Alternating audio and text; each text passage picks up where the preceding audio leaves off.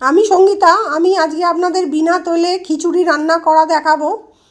আমি খিচুড়ি রান্নার সময় ঠিক যতটা চাল নিই ততটাই ডাল নিই।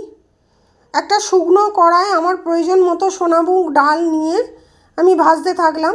সুন্দর ডালটা থেকে গন্ধ বেরোলে আমি ভালো করে ধুয়ে নিয়ে অন্য একটা পাত্রে জল দিয়ে ডালটা সেদ্ধ করতে বসালাম। ডালটায় যে ফেনা উঠলো সেই ফেনাটা আমি ফেলে দিলাম। ফেনা ফেলে দেওয়ার পর আমার প্রয়োজন মতো আমি হলুদ, নুন, 7-8টা কাঁচা লঙ্কা আর 2টো তেজপাতা দিয়ে ডালটা সেদ্ধ করতে বসালাম। ততক্ষণ আমি একটা কড়ায় সামান্য তেল দিয়ে ফুলকপি ভাজতে থাকলাম। সামান্য তেলে কীরকমভাবে ফুলকপি ভাজতে হয় আমি একটা অন্য ভিডিওয়ে দেখিয়েছি, সেটা অতি অবশ্যই আপনারা দেখে নেবেন। আর একটা গাজরকে আমি ছোট ছোট টুকরো করে কেটে নিয়েছি। ফুলকপিগুলো ভেজে আর গাজরগুলো আর ফুলকপিগুলো ওই ডালের পাত্রে দিয়ে দিলাম। এবার ওটা সেদ্ধ হতে থাকলো। ততক্ষণ আমি আমার প্রয়োজন মতো আতপ চাল ভালো করে ধুয়ে নিয়ে আতপ চালটাই ডালে দিয়ে দিলাম।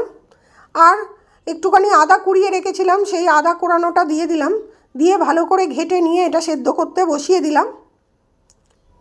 এবার আমি একটা শুকনো কড়ায় 1 চামচ জিরে আর 3টে শুকনো লঙ্কা ফাটিয়ে ভাজা মশলা তৈরি করতে থাকলাম ফোড়নের জন্যে। এরপর আমি ততক্ষণে খিচুড়িটা সেদ্ধ হয়ে গেছে, আমি আমার প্রয়োজন মতো গুড় দিয়ে দিলাম। আপনারা আপনাদের প্রয়োজন মতো নুন মিষ্টিটা দেবেন।